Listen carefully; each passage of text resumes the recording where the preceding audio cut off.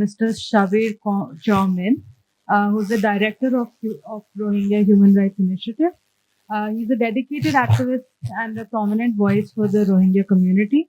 And today he will be giving us insights and ground findings from the second wave of violence that's been going on. Hello, अस्सलाम वालेकुम, नमस्कार सबको। 7 साल पहले भी हम इसी तरह जेनोसाइड की कन्वेंशन के लिए इस क्लब में हम मिले थे।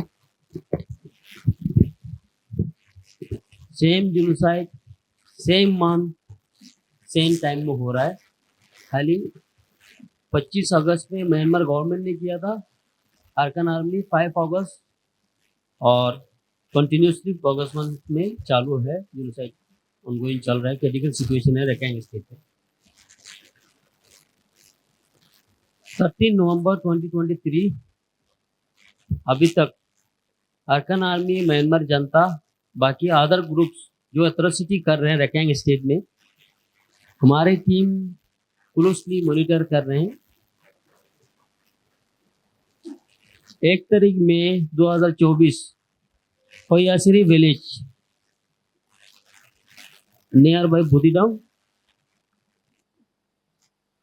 उस गांव के बगल में 2 मिलिट्री कैंटोनमेंट है। एक कैंटोनमेंट का नाम है गांगा ताई 551, एक तम्मा। ये दोनों सीनियर मिलिट्री कैंटोनमेंट है। उस जगह में जो रोहिंग्यास को अटैक किया है, उस विलेज का नाम है होयासिरी। वहां पे जब हमने लोगों से बात करना शुरू किया, एक घर से 35 लोग डेथ हुआ है, एक ही बंदा बचा हुआ है।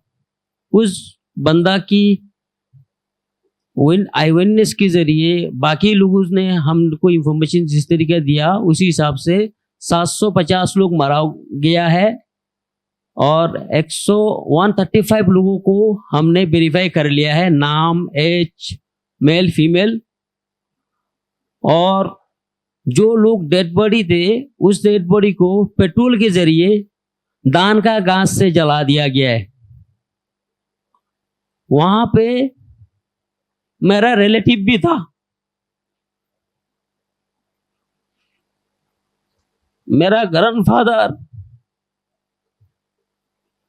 मेरा कजन सिस्टर, 6 महीने का बेबी, उनका 6 लोग उस घर में डेथ हुआ है। वहां पे अगर कोई लोग जाने चाह रहे हैं उस सिचुएशन को देखने के लिए, अरकान आर्मी रेस्पॉन्ड करता है, ये जगह हमने खून देख ही लिया है, यहाँ पे तुम्हारा कोई नहीं है, तुम मत आओ। अरकान आर्मी और म्यांमार जनता जो कर रहे हैं, ये सब रोहिंग्यास की सिविलियंस एरिया को कब्जा कर रहे हैं। मेन जो एरिया है वहां पे अरकान आर्मी पहुंच नहीं पा रहा है। मिलिट्री वहां बचा हुआ है। ये इन लोगों का प्रोपेगेंडा है, हमें लगता है। दूसरी, वहां पे लोगों को मिलिट्री रिक्रूट कर रहे हैं, रोहिंग्या यूथ को अरकान आर्मी के खिलाफ फ्रंट लाइन में इस्तेमाल करने के लिए। अरकान आर्मी भी हर गांव से 20, 30, 40 यूथ को डेली बेसिस, वीकली बेसिस ले जाके मिलिट्री के खिलाफ फ्रंट लाइन में इस्तेमाल कर रहे हैं। दोनों तरफ से रोहिंग्या यूथ डेथ हो रहा है और अरकान आर्मी और म्यांमार मिलिट्री जीत रहा है। और इसमें जो हमने फाइंडिंग किए, जो हमने लोगों से बात किया, उसी हिसाब से जो रिपोर्ट इंटरनेशनल का रिपोर्ट, ह्यूमन राइट्स वॉच की रिपोर्ट, रॉयटर्स की रिपोर्ट, बहुत कम चीजें पब्लिक हुआ है। वहां पे अरकान आर्मी की स्टैंड को देखते हुए नहीं लगता है रोहिंग्यास को प्रोटेक्शन देगा। इन लोगों के स्टेटमेंट की जरिया कहा जाता है ये बंगाली है, नफरती लैंग्वेज, जिस तरीके म्यांमार मिलिट्री 70 साल से करके आया है, एट द सेम चीज अरकान आर्मी भी कर रहा है। तो इसलिए उनकी बातों से इंटरनेशनल कम्युनिटी को भरोसा नहीं करना चाहिए।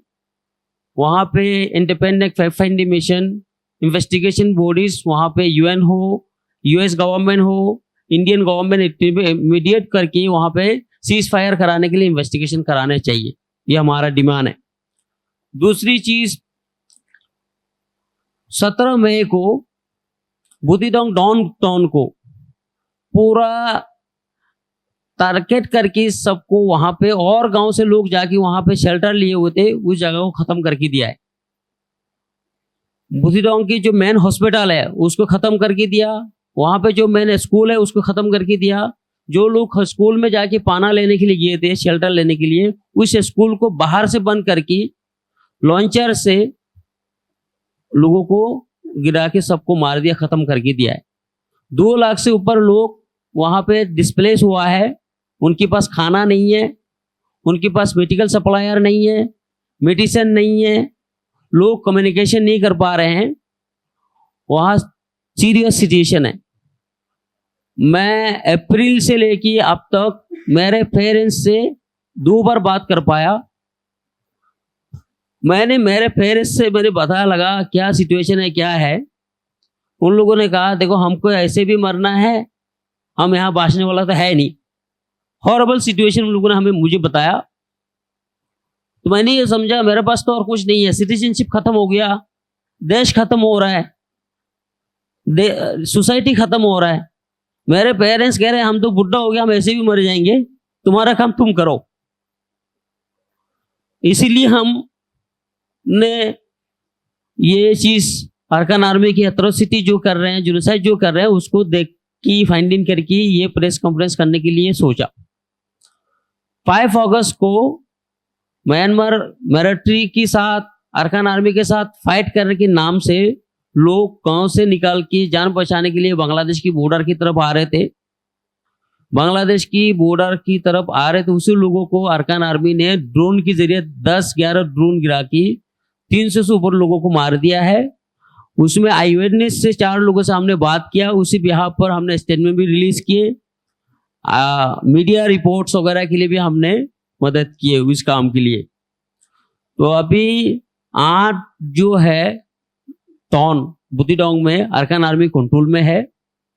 अरकान आर्मी ये जो जिस तरीके का प्रोपेगेंडा चीजें फैला रहा है, ये चीज आगे जाके और खतरा करके कर सकते, ये सबूत मिटाने की काम कर रहे हैं। जिस तरीके का 2017 में गुदामफारा विलेज में 400 लोगों को म्यांमार मिलिट्री ने मार के गड्ढा में रखा था, इसी तरीके अरकान आर्मी 200-300 ऐसे लोगों को मार रहे हैं, सबूत मिटा रहे हैं। और जब हमने लोगों से ग्राउंड में बात किए, लोगों ने हमको ये कहा औरत को, लड़कियों को गेम रेप किया गया है, उस लड़की वापस भी नहीं आया है। म्यांमार मिलिट्री ने जब रेप किया था 2017 को, वो लोग बांग्लादेश को आ गया, इसका एविडेंस मिल गया। अरकान आर्मी जिनको लेके जा रहे हैं रेप करके खत्म करके दे रहे हैं।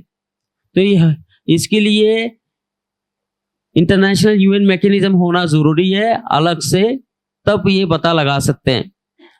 अभी थोड़ा मोड़ा जो भी एक्सेस था नेटवर्क का, वो भी बांग्लादेश गवर्नमेंट के जरिए अरकान आर्मी ने प्रेशराइज करके खत्म करके दिए। और म्यांमार का जो सिम है और रेंगून की और स्टेट में म्यांमार सिम चलते थे, उसको हमने इंटरनेशनल पैक करा के वहां पे हमने चलाया था रेकांग में। उस सिम को भी, जिसके पास सिम है उसको अरकान आर्मी डिटेन कर रहे हैं, उनको पैसे उछल रहे हैं। और उन लोगों ने ऑर्डर पास किया है किसी के पास सिम कार्ड नहीं रह सकते हैं, और 1-2 सिम चलाने के लिए परमिशन दिया है। मंथली 25,000 म्यांमार चैट अरकान आर्मी को टैक्स की तरफ बढ़ना पड़ेगा। हर गांव से डेली बेसिस जो है 5-5 हजार, मंथली 25,000, इस तरह के पैसे अरकान आर्मी को देने पड़ रहा है। तो ये सिचुएशन दिन ब दिन खराब हो रहा है।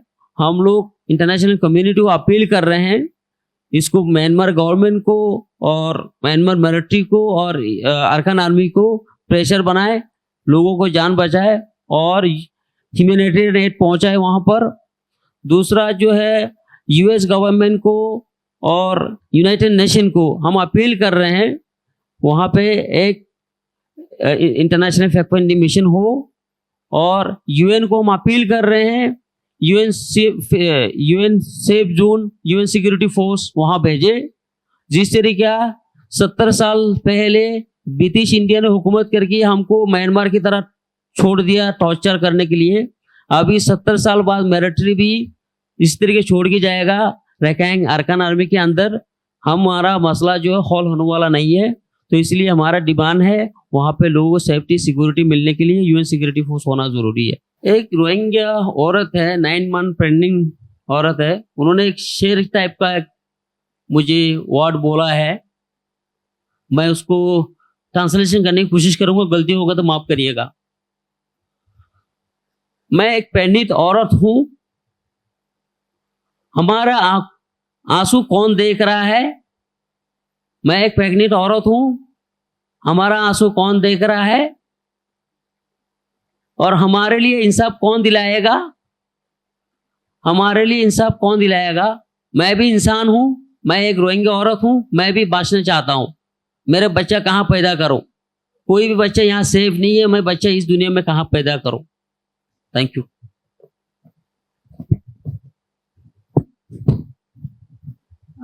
Thank you, Sabarji. We are deeply saddened by the tragic loss of so many people, including Sabarji's own family members. But our thoughts and prayers are with your family and every Rohingya who has suffered the genocide.